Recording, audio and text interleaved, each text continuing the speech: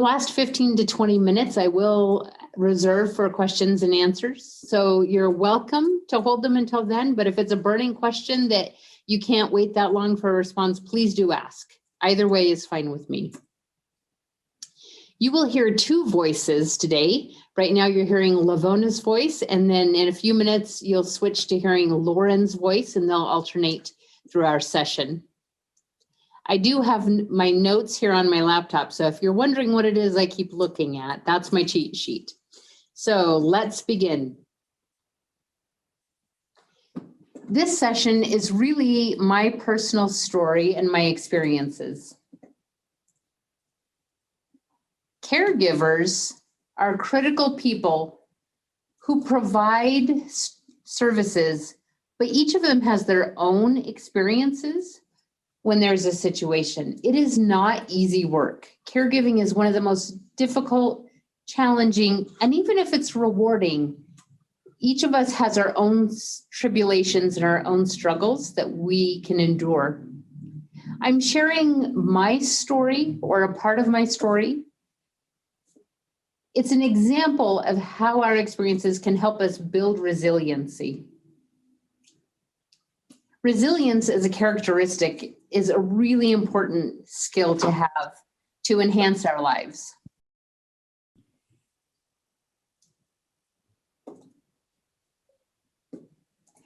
In a perfect world, you wouldn't have resiliency. You wouldn't need it. Resilience is born of trials and tribulation and of traumatic experiences. You've heard the phrase, if something doesn't kill me, it will make me stronger. And well, that can be true.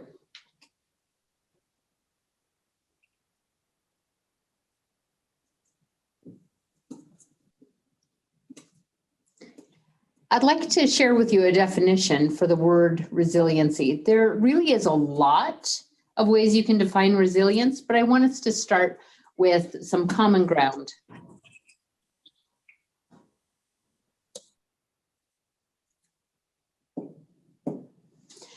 So one of the definitions is to bounce back and learn a lesson in the process. If we didn't learn a lesson, then that wouldn't be resiliency. And it also is the skill of helping an individual or a group to manage and withstand some difficulty, some hardship, or trauma that will result in that person or the group becoming stronger.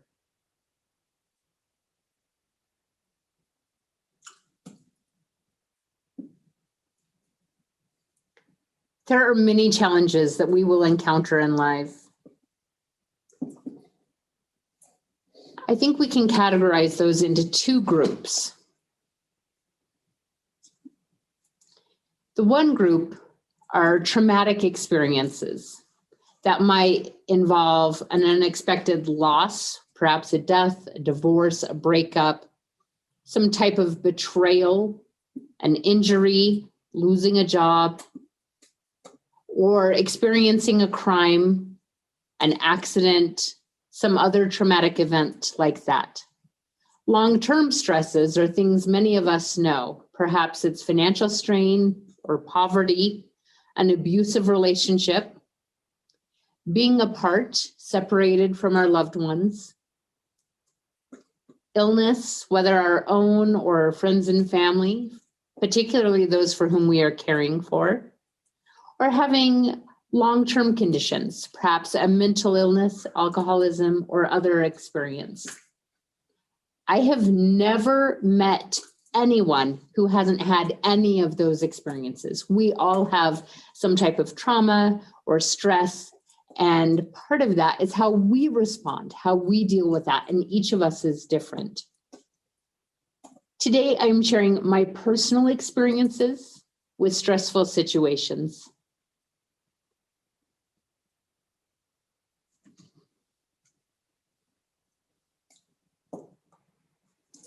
Resilience starts with you, with the individual. It's your own experience, your own story. As you become older, as you grow up, you develop some aspects of resiliency. No one else has exactly the same experience and the same response to it. So these are very unique personal journeys. My story isn't the end all be all or to tell you what you should do. It's really about some of the things that impacted me and those leadership qualities and how other people might be able to take lessons from that to improve their own journey.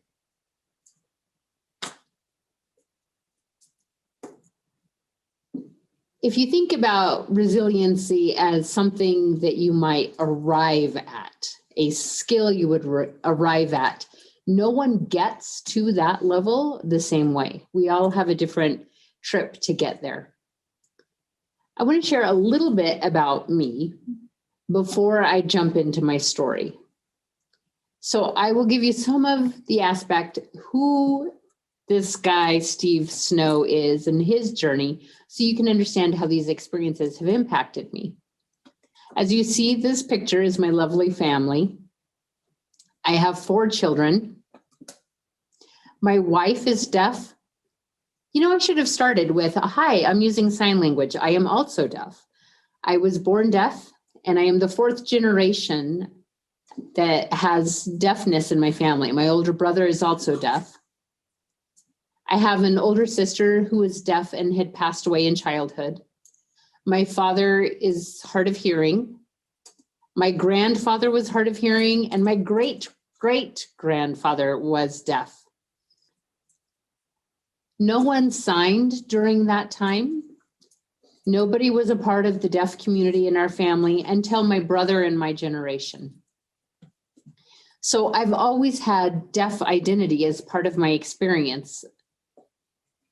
I was born, I'm ashamed to embarrassed to admit it, but I was born in California.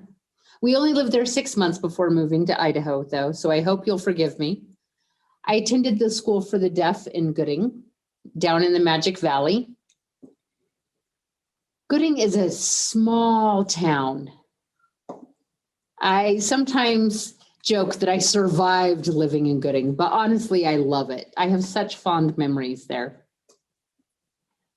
My parents wanted to move to a place that I could have direct communication for school. So I would have full access to language and education directly from teachers, not just through interpreters. So my parents really sacrificed the lives they had to build new lives where the School for the Deaf was. They moved to this small town in Idaho. I went to the School for the Deaf and was involved in many student events, sports, clubs. It was a school for the deaf, but I never felt like a deaf kid in that school. It was just school. I was Steve. I didn't have some of the same experiences people who attend public school have. There were occasions something would come up that really drew out the fact that there was deafness, but I enjoyed going to the school, and I met Davina there, the love of my life. This summer, we will celebrate our 25th anniversary, and we have our 4 children. People will often say, wow, 4 kids, how many of them are deaf? And I'll say, oh, you know, my 4 children, they're all culturally deaf, but medically they can hear. American Sign Language is the primary language in our home, including for our children who can hear. They are all very successful in school. My oldest, who I think would be on your left looking at the screen, he graduated from high school last year. All of our kids have been very successful with academics. My wife and I do not use our voices. So it seems, so far at least, we've done things right, that our kids are successful.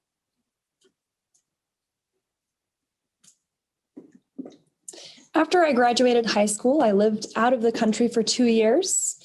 And upon returning to the United States, I attended Gallaudet University in Washington, D.C. I received my 2 degrees there and worked for several years at Gallaudet, which is the only deaf university in the world. And 13 years ago, when this position here at the Council for the Deaf and Hard of Hearing became available in Idaho, I made my way back. And so that is my upbringing. In my experience, is very different from what many deaf individuals experience. That gives you kind of a picture of who I am before I proceed into my story.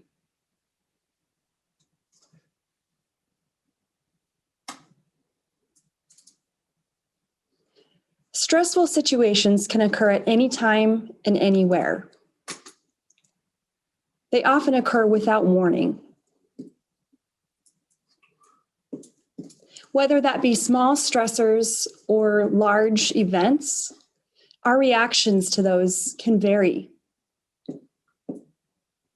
No matter how much we prepare for what's to come in the future, there are unexpected events that catch us off guard. In those times, we need to remind ourselves to keep going and to be mentally and emotionally and physically ready for anything. As a deaf individual, this adds another layer to having to be prepared for these situations. There are some situations that would be less impactful to those who can hear, but will be more impactful to myself as a deaf individual. As a deaf individual, I have to be able to recognize those limitations and to be able to respond in the event that they occur, because really anything could happen and I need to be ready for it. And one of the challenges is that I don't get immediate access to information during those events. Today, I'm going to share 4 snippets or 4 stories in my life journey with you all.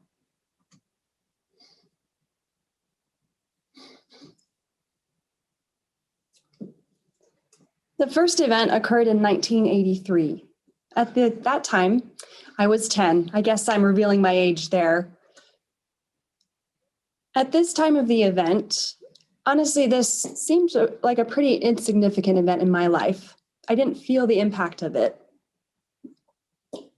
However, this earthquake helped me realize how much worse it could have been. Unfortunately, it wasn't, but it really could have been.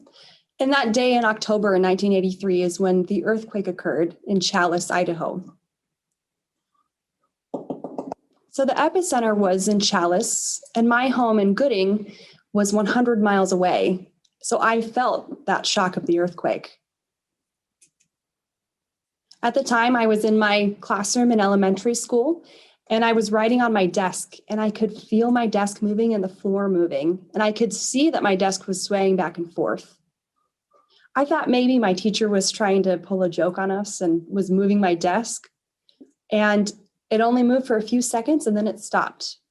And I saw my teacher walk out of the room. I didn't know what was happening, and my teacher came back in the room and didn't say anything and continued to teach just like nothing had happened. So I didn't know what that was until I got home that day. And then in the afternoon, my older brother, who was in high school at the time, was talking about that. And so he asked me if I felt that movement, and I told him that I did, and he explained to me that it was an earthquake.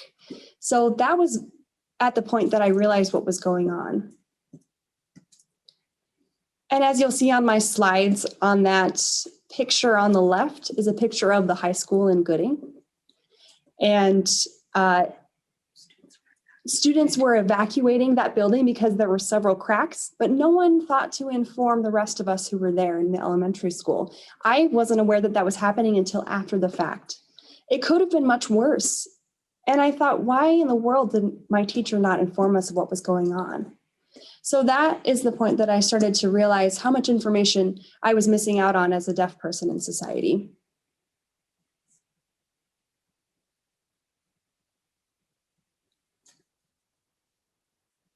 So that was a small stressor in my life. Now moving on to the second story.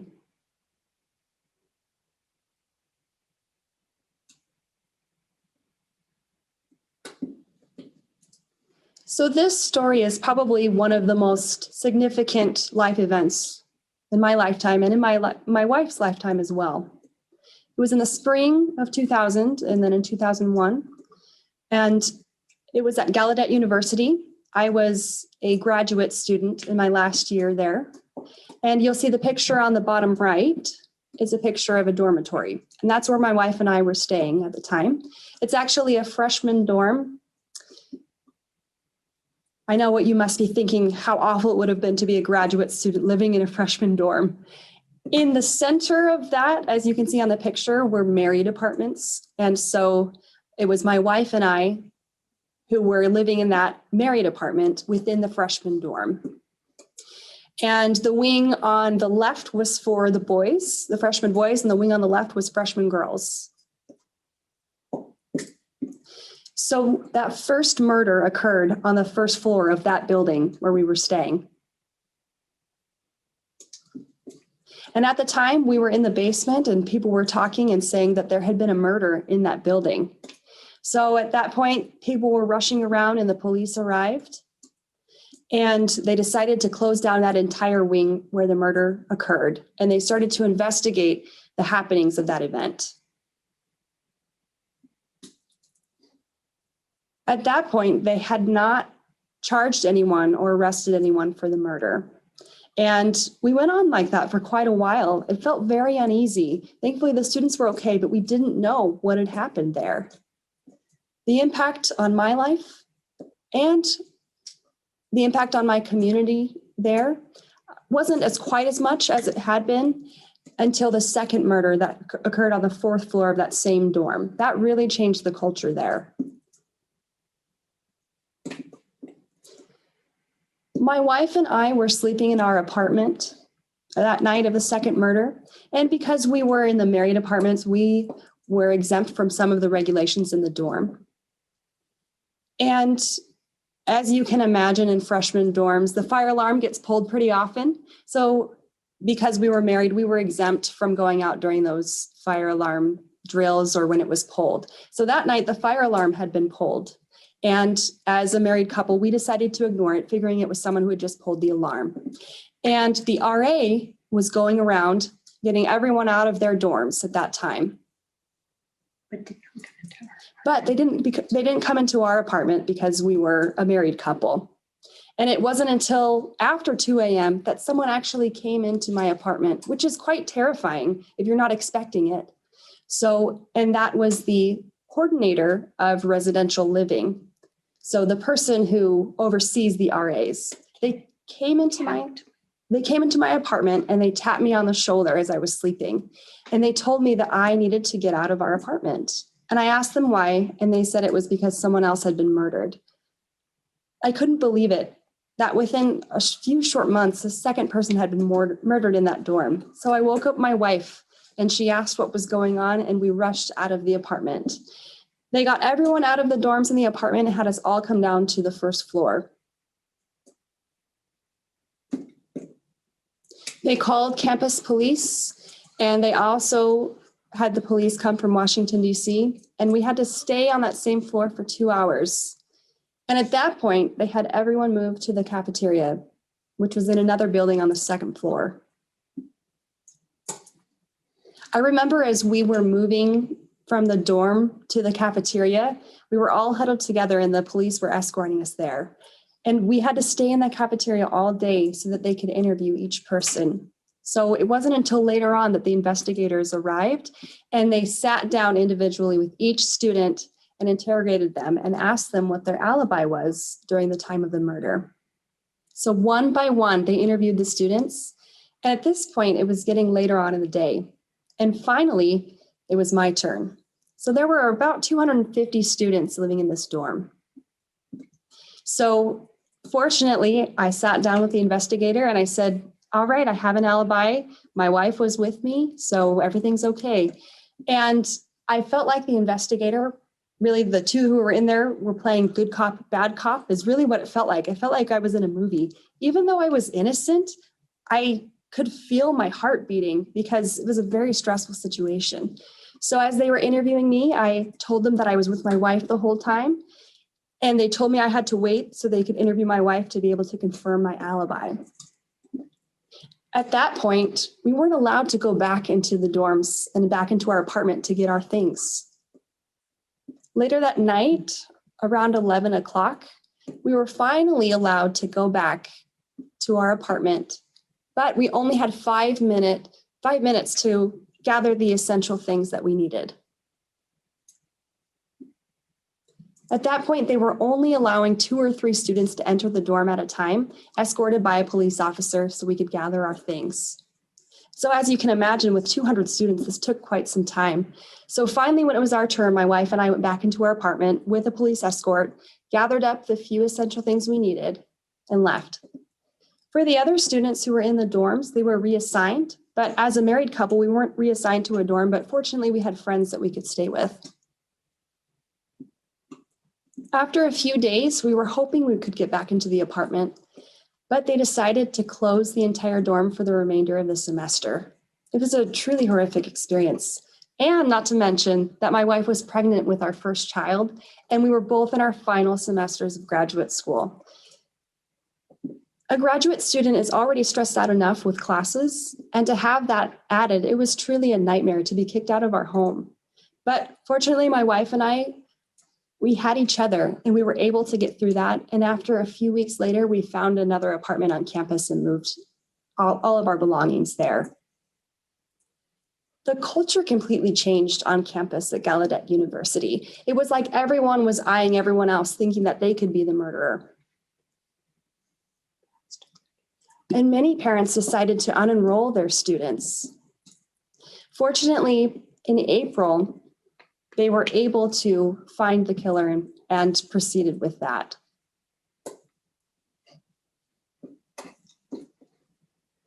It was during this experience that I really was able to look at myself intrinsically and find the strength I needed to continue and persevere.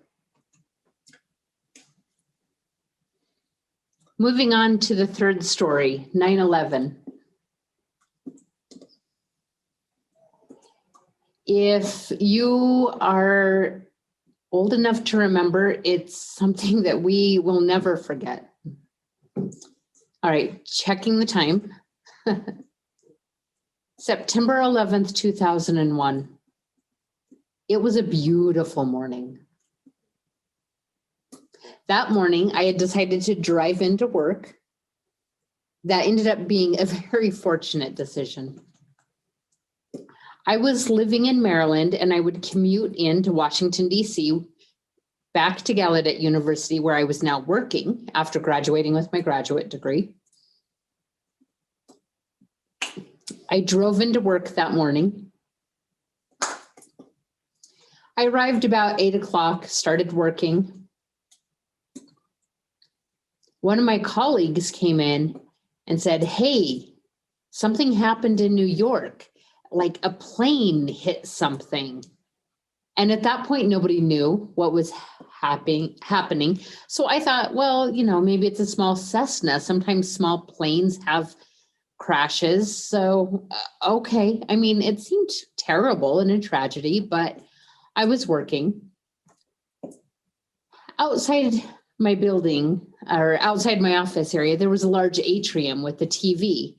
And so I wandered out there and I saw the World Trade Center is what they had hit. And seeing the devastation, I could tell that it wasn't a small Cessna. And I thought, oh, those pilots, I can't believe they would make that kind of error. At 9:03, the second plane hit the second tower. We were dumbfounded. There weren't even words for us to describe what we just saw. None of us could believe our eyes. It was surreal. For those of us who were there, we were trying to make sense of it, and we were trying to discuss what was happening. A person who could hear came a few minutes later and said, "There's a third plane that's hijacked and on its way here to DC." In 2001, nobody had cell phones. We didn't have a way to text one another.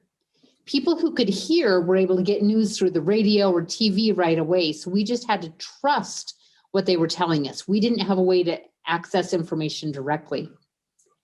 A few students were terrified. They responded with tears and they said, "What if they're targeting us?" There were some who believed that the third plane was going to hit Gallaudet.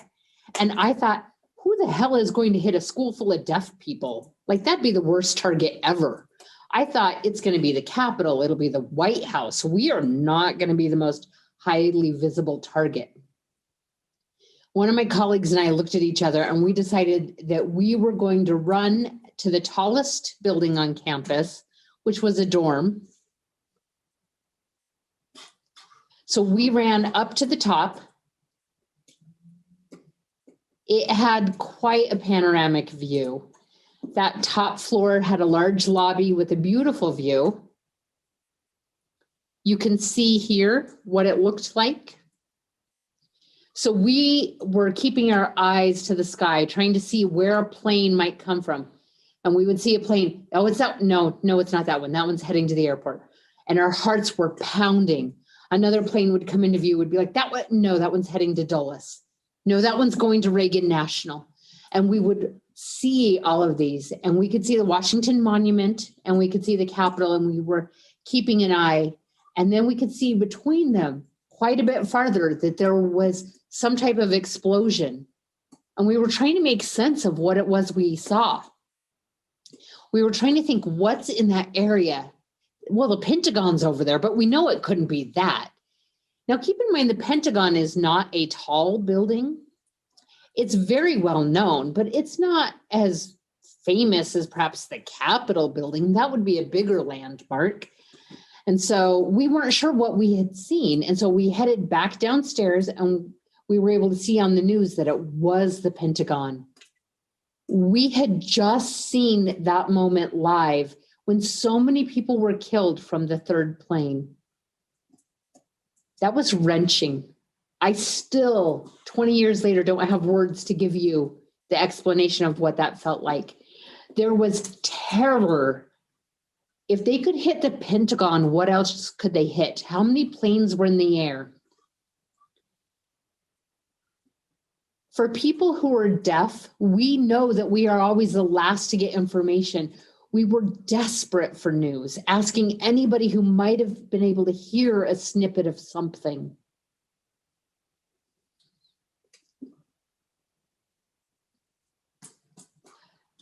Everything in Washington, D.C. went on lockdown. People were evacuated.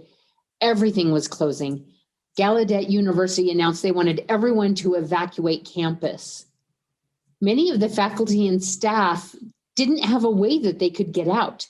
The metro system, which is the train and subway system in DC, was closed. Buses weren't running. One really beautiful thing that came of that morning was the way that people bonded together to support one another. I have never seen anything like it since.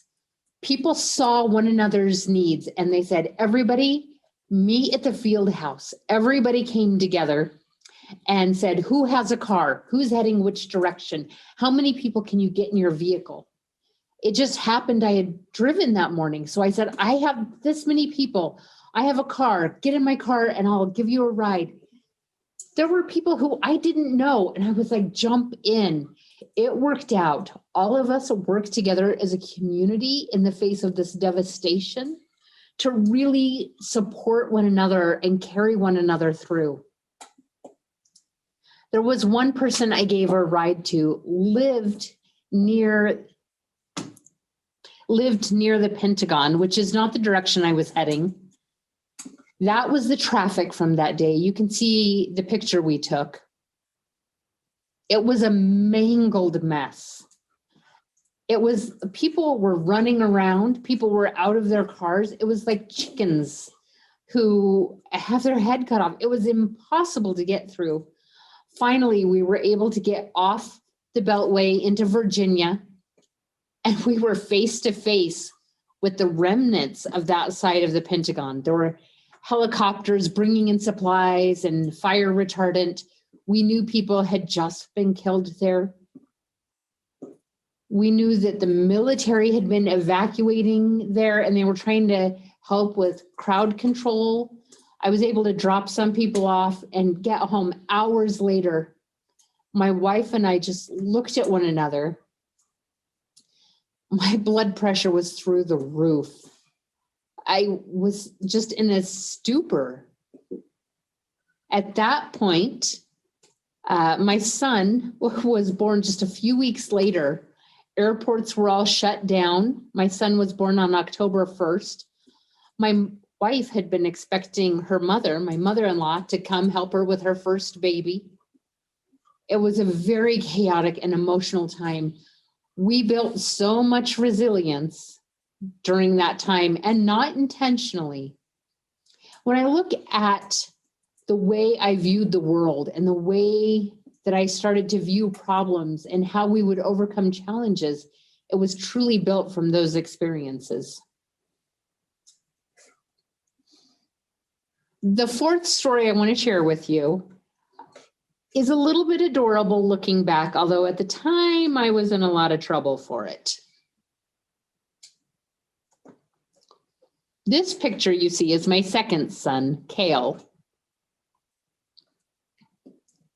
My wife and I had decided to move from the small town we lived in, Maryland, to another town, another city that's closer to Baltimore. So we moved to Columbia, Maryland.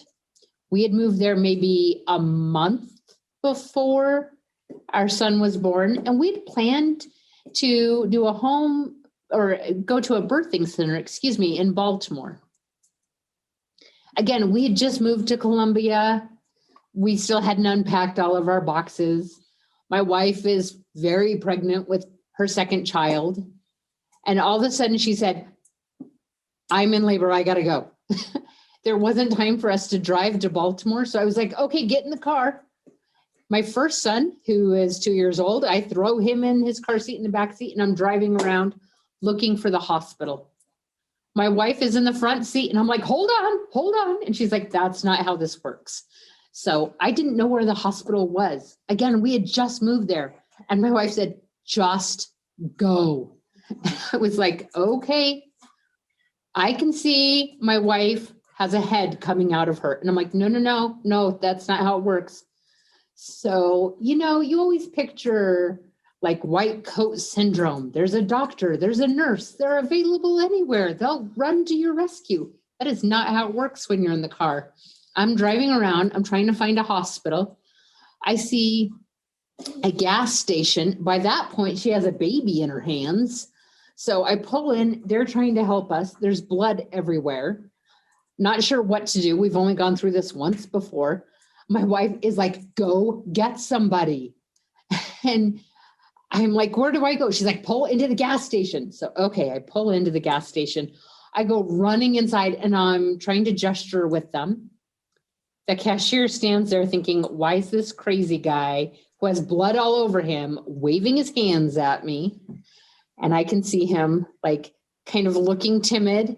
And I'm trying to say, where's the hospital? And he like points. It was so close. It was like a street over from where we had been. But when I look back, I mean, in the end, it all worked out fine, but there was so much stress in the moment. It worked out fine, but those are my 4 stories. So I know that we are running short on time, and it's about time for the question and answer. From those 4 stories, I will say that 9/11 had the greatest impact in terms of my own growth and development. From that, I looked at how can I carry myself through any future challenges the way that I want to. There are many aspects to building resilience. Perhaps you call them pillars or tenets. But as I have looked back and reflected on my experience, there are 5 that I feel really build the strongest foundation. I'd like to share those 5 with you this afternoon. We'll move through them quickly. Those are the 5 that I've identified as part of my journey. They may not be the same 5 or whatever the number is for you in your journey, and that's fine. The first, I've identified them as 5 C's, but the first is having the capability or the competence to meet the challenge. If you know how to handle what that process will look like, when a new situation arises, you'll have a game plan.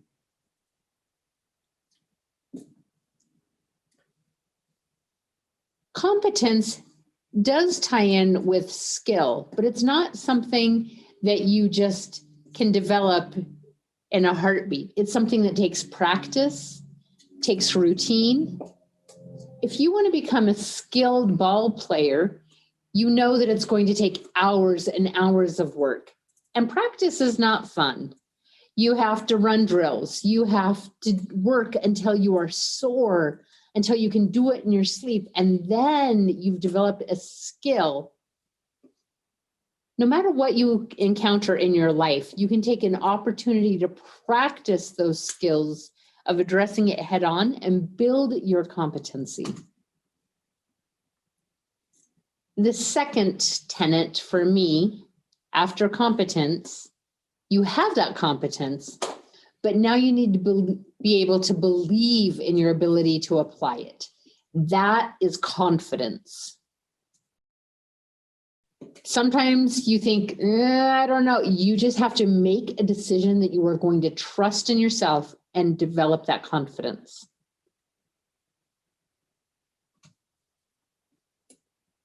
The third component is commitment. When those murders happened at Gallaudet in the fall of 2000 and spring of 2001, my wife and I looked at each other and we committed that we were going to complete our studies, that we were going to graduate. We were committed that no matter what happened, whatever the crisis might be, we would navigate through the challenges to graduate. We had set that goal and we knew that no matter what happened, we were going to do it. Everything in life is going to require that we adjust our game plan to make sure we can see it through to the end, but that's what commitment is. Another idea of commitment is you have to commit to learning from the experience. Not everything that happens is bad. Sometimes, even in a terrible situation, you can look for what lessons you need to learn. Not necessarily what are the silver linings and the positives, but what can you learn from this experience to apply to future endeavors? The fourth is connection or community. As I mentioned in 9/11, I could see how the community banded together. Our entire country became united and worked together. I will say it is one of those rare moments. I would never wish for another 9/11, but given our current political divides, I wish we could get back to that moment of having something that would unite us again and that we would be willing. I wish we could maintain that regardless of good times or bad times. That type of unity was amazing. I was very fortunate that my wife and I were together and we had these opportunities to build our relationship as well as support from other people in our community. All right, our last C is compassion. Compassion begins with having compassion for yourself. You must take care of yourself first. I know it's tempting in times of trial to take care of others, but it's important that you take a look and take care of yourself first before you can take care of others.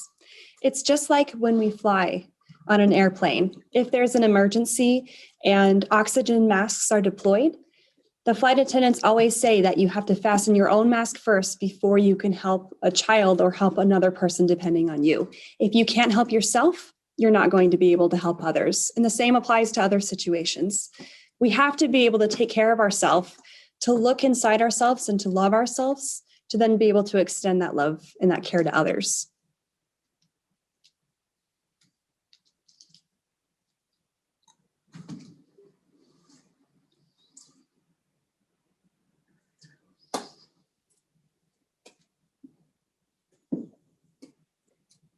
How I treat myself is going to reflect how I treat others. So it's important that we are kind to ourselves so that we can then be kind to others.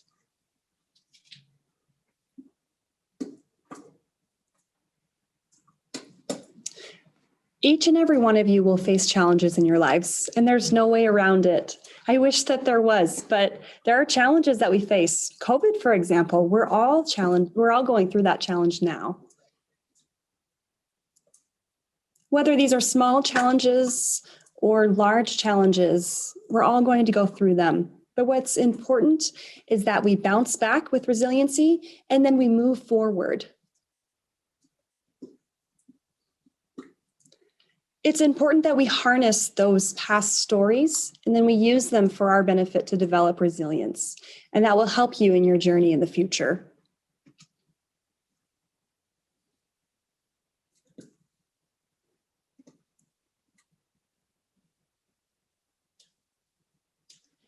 Many of you in this room today are caregivers, and you each have your own story. And as we've heard today, one size does not fit all. You each have your unique experiences and unique stories that you draw from.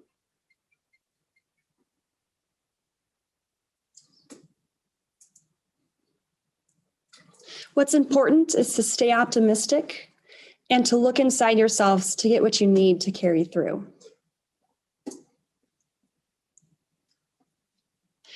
Now I'd like to briefly describe the characteristics of resilient individuals.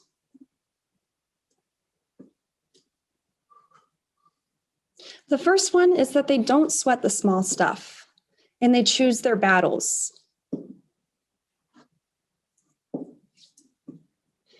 Instead of looking at issues as problems, they change them into opportunities.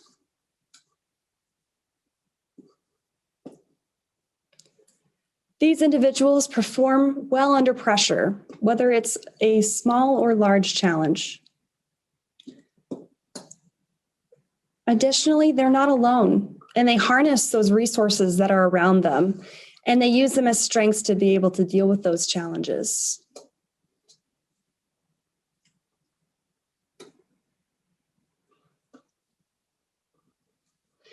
And during these challenges, resilient people expect to learn and grow from them.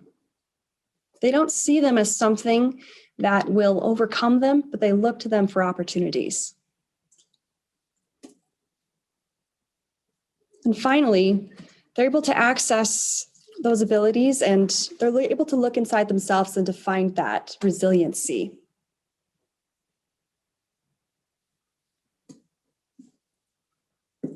Some of the characteristics of people who are not resilient are those who have the shake it off approach to instances that are challenging. They may look resilient on the outside, but they really are not. In the same way, instead of dealing and coping with those emotions that they're feeling during challenging times, they try to ignore them and repress those emotions. And again, trauma looks different for every individual. But when we're able to share those, we're able to get through it. For those who suppress those feelings and those stories, it really doesn't help. People assume that resilient individuals are those that say that they don't have anything hard that they're going through, but that really isn't resiliency at all. People may think that they have invincibility, but this isn't resilient. We each go through things, and it's okay to admit it. And lastly, individuals may appear to have stoicism. You've heard of the myth that men never cry, and this is not true, and that's not stoic at all. It's okay to be emotional and to be resilient at the same time. It's not a one or the other situation.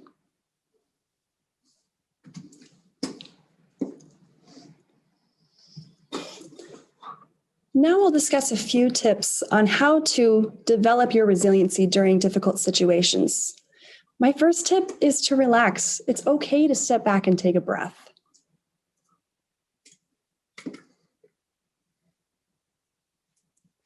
Instead of focusing on the negative, focus on cognitive restructuring and try to find those silver linings, or at least the opportunities during those situations.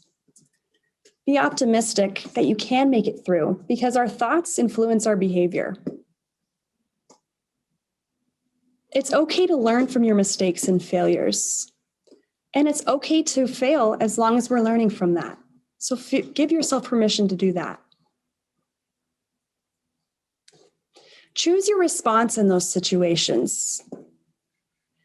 We're going to encounter those situations no matter what, but you're able to choose how you're going to respond to those. And your response, if it's negative, may make that situation worse. Change is hard. It's difficult for us to accept new circumstances, but I encourage you to accept what's new because that will make it easier to get through it. Setting goals is also important.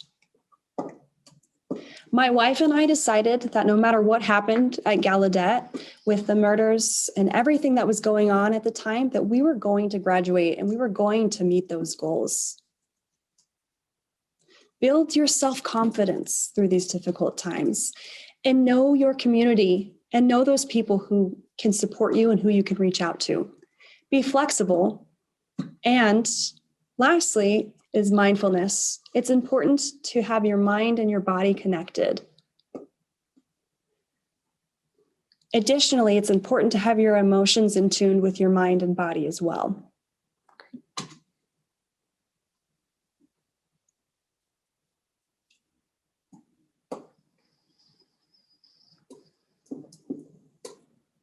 Another thing to consider when assessing your resiliency and assessing your ability to encounter situations is to take a look at yourself before you're in those situations. And of course, this is a self-assessment, so it's okay to be honest with yourself. No one else needs to know your answers in this, but it will help you assess how you're doing. Some of those questions that you can ask yourself for developing resiliency include the following.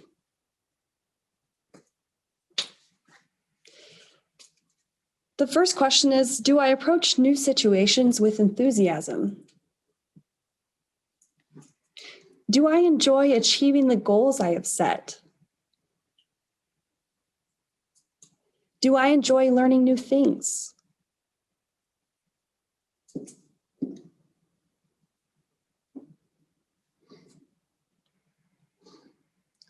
Do I ask for support when I need it? Am I able to recognize when I'm in a stressful situation?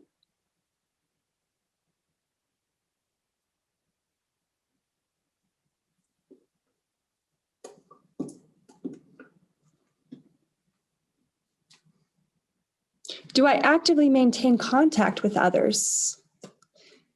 Do I exercise on a regular basis?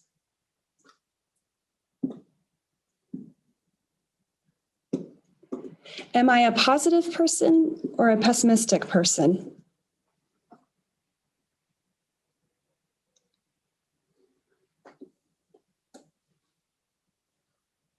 Can I bounce back from difficulties? And how well can I handle those situations? These are all questions that you can ask yourself when considering your own resiliency. And if you recognize that you have areas to improve, that's okay. This is just a first step in that journey to building your resiliency.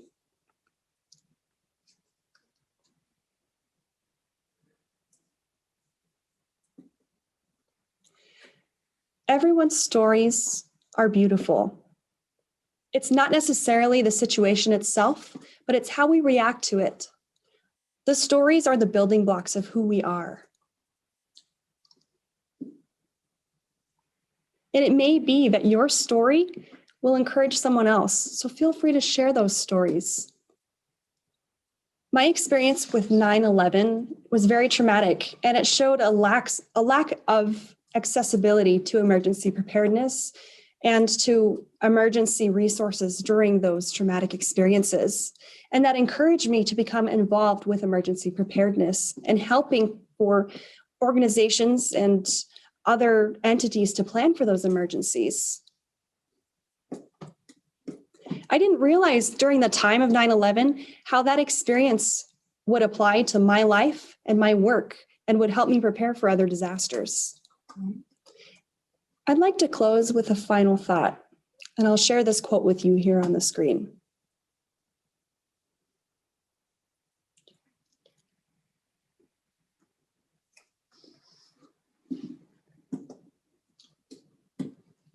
Life is beautiful, even if there are moments that are ugly.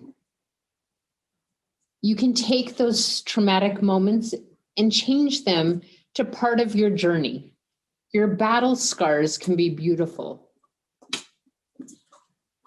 When our warriors come home from battle, we can see what they have gone through and honor them.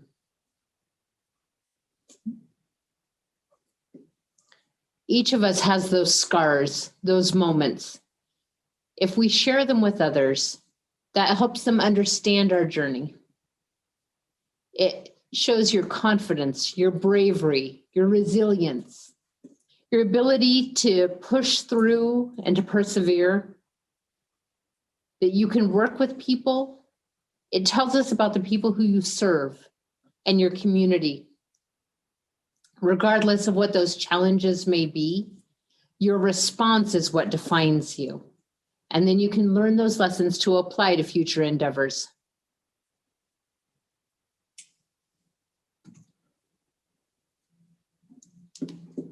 We do have some time left for any questions. I would be happy to answer. Whether the question is about what I've shared with you today or anything else that I can share with you, I would be happy to do that. So the survey link will be in the chat, but I see a question from RJB. It says, I have a humorous, I hope, question. Is there any advantage to being deaf? Oh, I love that question. I love being deaf. There are advantages to being deaf. There's quite a laundry list of them. Scuba diving, I can communicate with anybody. I can communicate with people in other cars. If somebody is in a building and I'm outside, I can communicate. If it's noisy outside, it's fine.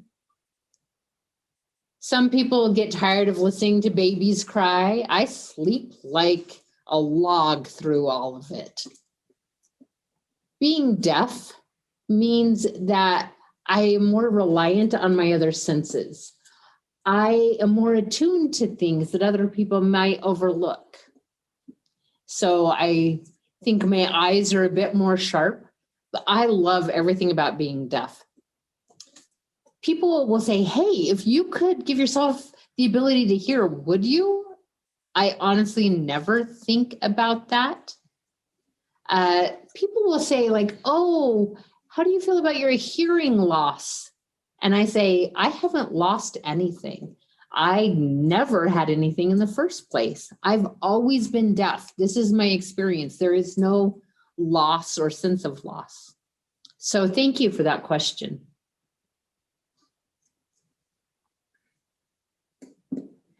I see a comment again from RJB that says, my wife and I had some deaf neighbors. Their parties were very quiet. People often think deaf people are going to be very quiet people. I will tell you sometimes it's the opposite. We don't realize how noisy we are. At Gallaudet University, although it is the only liberal arts university in the world for people who are deaf, there are students there who can hear. And sometimes people will ask them about it and they will complain how noisy Gallaudet is because deaf people don't realize they're making noise. Sure. Oh, I see there's a question that's come in. Okay, I don't see the name of who it's from, but it says, I have a daughter who is hard of hearing and has a hard time communicating and asks for my advice. I work for the Idaho Council for the Deaf and Hard of Hearing, and we are a state agency that can provide resources and information. I will type our website in the chat, and if you would be in touch, we can figure out what will work best for your daughter and your family.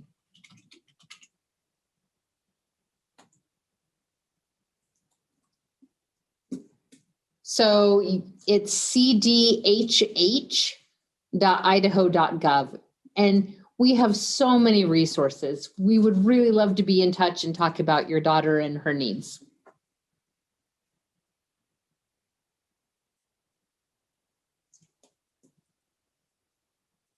All right, I will hang out for a moment. I think we are done, but I'll hang out for a moment in case there's anyone else who has a last minute question. But thank you all for your time this afternoon.